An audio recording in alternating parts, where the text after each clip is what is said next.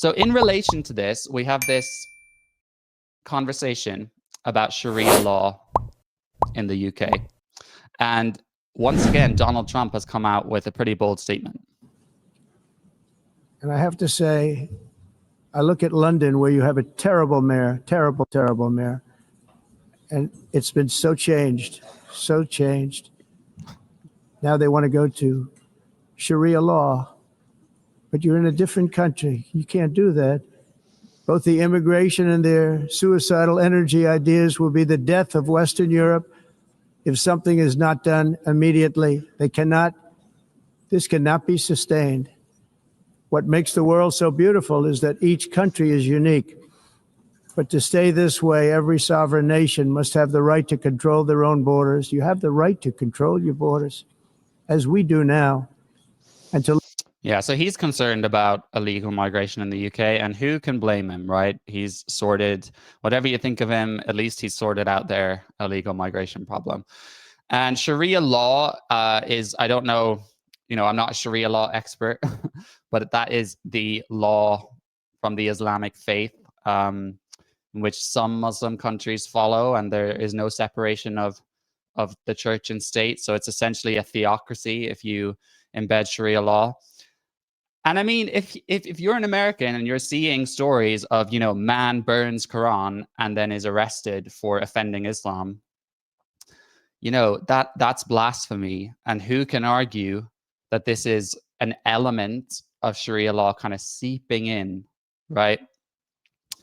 And let's look at a question Sarah Pochin, Reform MP, asked in Parliament about this recently. Does the new Secretary of State for Justice recognise Sharia law and Sharia courts in the United Kingdom? Yes or no? You can always hear the groans and huffing and puffing. It's a legitimate question.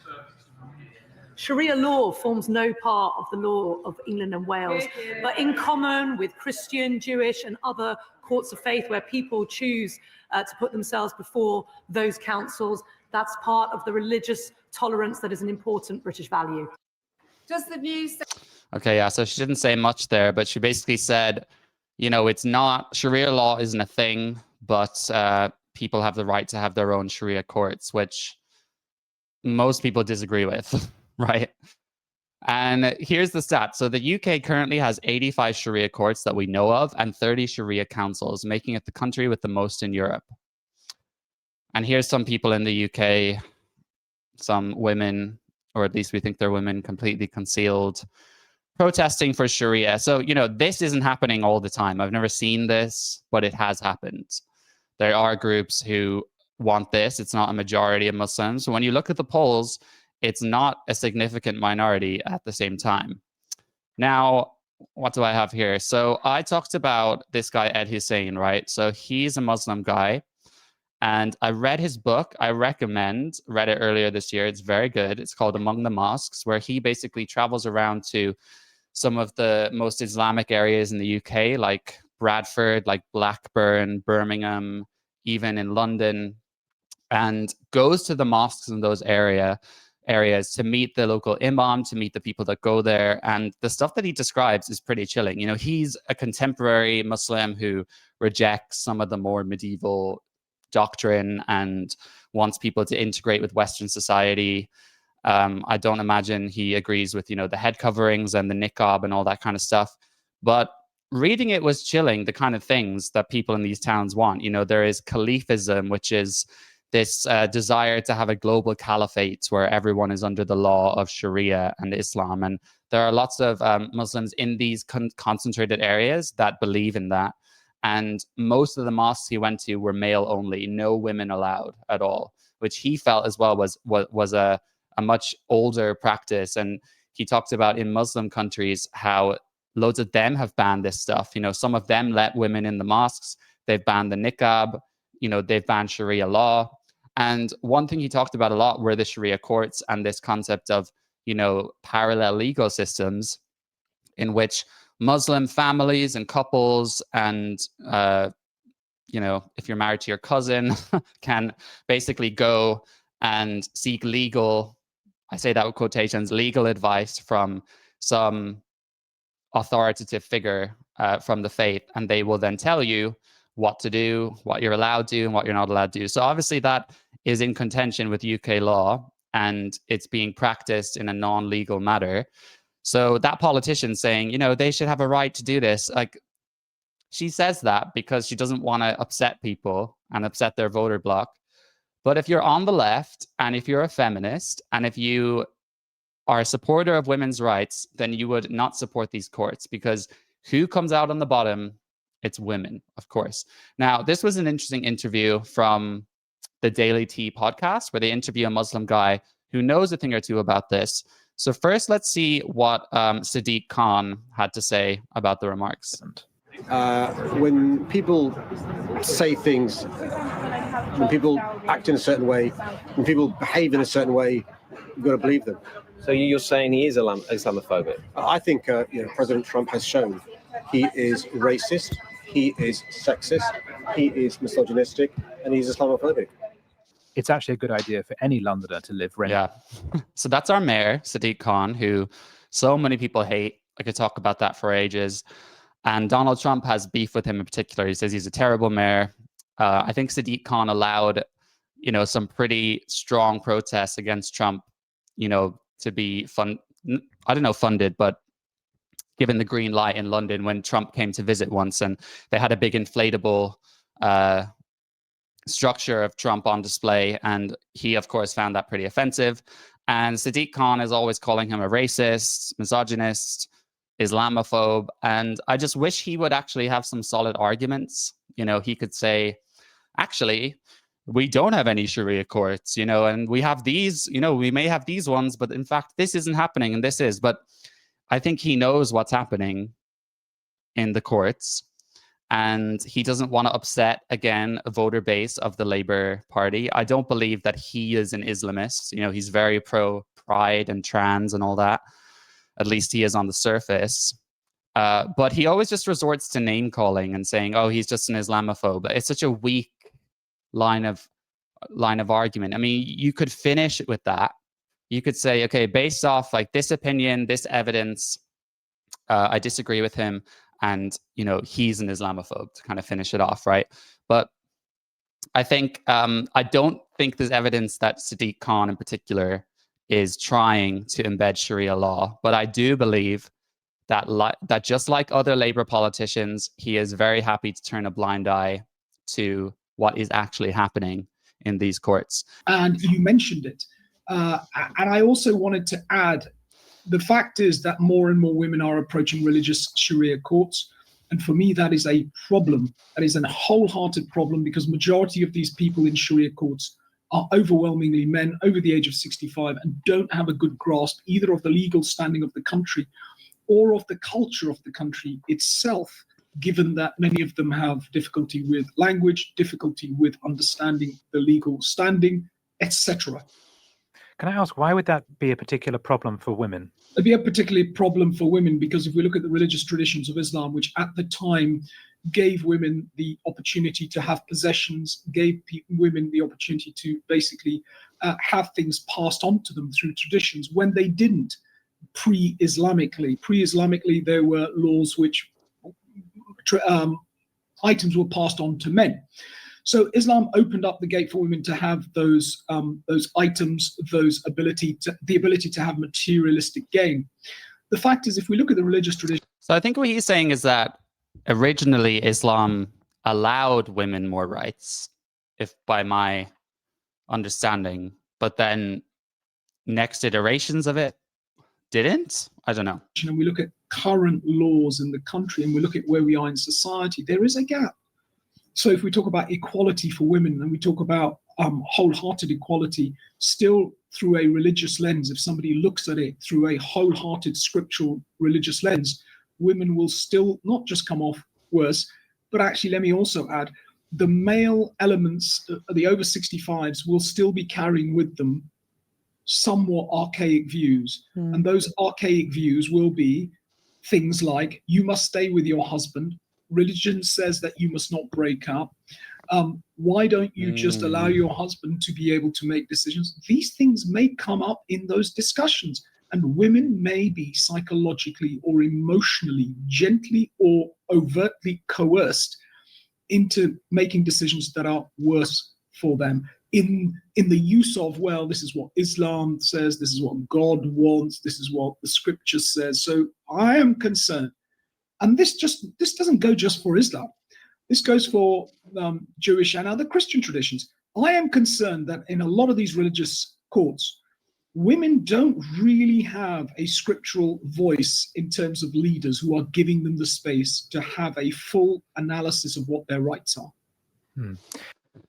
Yeah, that says it all, right? So if you're a woman in an abusive, marriage, if you're a woman who has a husband that was part of the rape gangs, for example, I just want to be clear. I'm not tarring all Muslims with this. There's lots of Muslims in this country who don't want Sharia law and wouldn't go to a Sharia council, but I'm just talking about the people who do. So if you're a woman who's in an abusive marriage, who's been subjected to terrible things, and you want out, then the man at this Sharia council is going to say no. You can't do that. You have to stay with him. And the thing is, she may not even be legally married from UK law. So she doesn't have legal rights. Ed Hussein talked about that in the book, that he was at an Islamic wedding where they were being married under Sharia, but they weren't getting married legally. So then that man can have 10 children with that woman and then just F off and leave the country, and she has no rights whatsoever. Her kids have no rights. It's a big problem. And I agree that you can argue this about other religions. So Catholicism, doesn't recognize divorce, right? So if you get married as a Catholic and then divorced, I don't think you can get married as a Catholic again. But to me, Christianity and other religions are much more modernized, and they don't reject UK law, and they also would not hide UK law. But when you have vulnerable Muslim women who've immigrated here who don't speak English, and oftentimes I've heard the women are not allowed to learn English, but the man can, then they're not going to know any better, are they? They're going to think this is my local council and this is what they're telling me to do. So, it's just a disgrace. So let's see this one other clip from this. It's again an excellent point you make, Camilla. Absolutely. Look, let me come back to there are 2 or 3 key fundamentals here. Absolutely. If anyone wants, this is my standing and my view, if anyone wants to run a religious council, they must be fully versatile and trained over a significant period of time about what the laws of the country are. And that means they must tell people when there is a contradiction between civil legal laws and religious traditions. They must. This should be enforced on them. So if they say, for example, Sharia law does not allow for homosexuality, but in today's country, in our laws and civil tradition, you can be who you want to be. That's what they should be advising. That's the way you advise. And so it is fundamental. I mean, do you think the Sharia councils are singing the praises of homosexuality? I doubt it. Mental to have that versatility of mindset. Do I find that in Sharia councils, the ones I've previously engaged with? Hell no. So you've got to place the civil tradition next to the advice you want. Yeah, so I think these kind of things are so powerful, right? I forget what his name is, but it's very powerful to have someone from that community speaking out against it and saying, I've actually been to these Sharia courts and this is happening. Most of them do not recognize the conflict between UK common law and what they're advising those people. And they have to advise them, this is what Islam says, but legally you're entitled to this and this and this. And it appears that they are not doing that. And as such, they are deceiving people. And I don't think you're finding that with Christianity. I don't think priests are trying to kind of coerce women into, into a space where they're blind to the law. Maybe it is. I don't know. But this is a problem nonetheless. And this is what annoys me so much about, I don't have any tweets here, but, again, the same usual suspects, the wokies on Twitter popping off about this. Like Narinder Kaur posted a photo in a dress and she was holding a phone and she was saying, oh my God, I'm going to be arrested because of Sharia law. And it's so disingenuous because it's like, first of all, you're not a Muslim. At least I don't think she is. But especially for all the white liberals popping off about this, you know, you live in a metropolitan city, you have atheist friends, you know, you're queer or whatever. You don't live in Bradford, you don't wear the niqab, and you don't go to Sharia councils looking for advice. So you just don't have a clue what you're talking about. And there's so much of this I don't know, but am I more likely to trust some random Queers for Palestine gal on Twitter with blue hair? Or am I more likely to trust a Muslim man speaking out against this who's been to the Sharia courts, or Ed Hussein who wrote that book? I mean, to me, it's a no-brainer. And that is what annoys me, is I will always call out misogyny on the right. You know, I do think stuff Trump has said is diabolical about women. There are plenty of those problems on the right. I'm not afraid to call out any of this stuff, but then it's all too easy for them to deny this is a problem, deny the rape gangs, deny sexual assault from illegal migrants, deny the problem of men going into women's spaces, women's sports, and then they say, oh, but I'm a feminist, and I'm an intersectional feminist. So it's just bullshit. And I think a lot more people are, you know, becoming accustomed to this. I want to see Reform come out with a policy before the election saying they are going to ban these councils, and we're not going to put up with it. Because, listen, there is a big rise of ethno-nationalism, and, you know, we say the far right. I think it's a very small proportion of the society, even though people like to brand everyone who's not on the far left, far right. But if we do not sort out some of these issues, it's going to rise and rise. And ethno-nationalism is disgusting. It's going to become a bigger problem. So the least we can do is, you know, if we're going to coexist with this faith, we have to be muscular about our policies. It's okay as a non-Muslim majority country to say, we welcome you, you can work here, you can live here, but what we don't want to put up with are Sharia courts, the burqa, cousin marriage, halal slaughter. You know, this is very reasonable.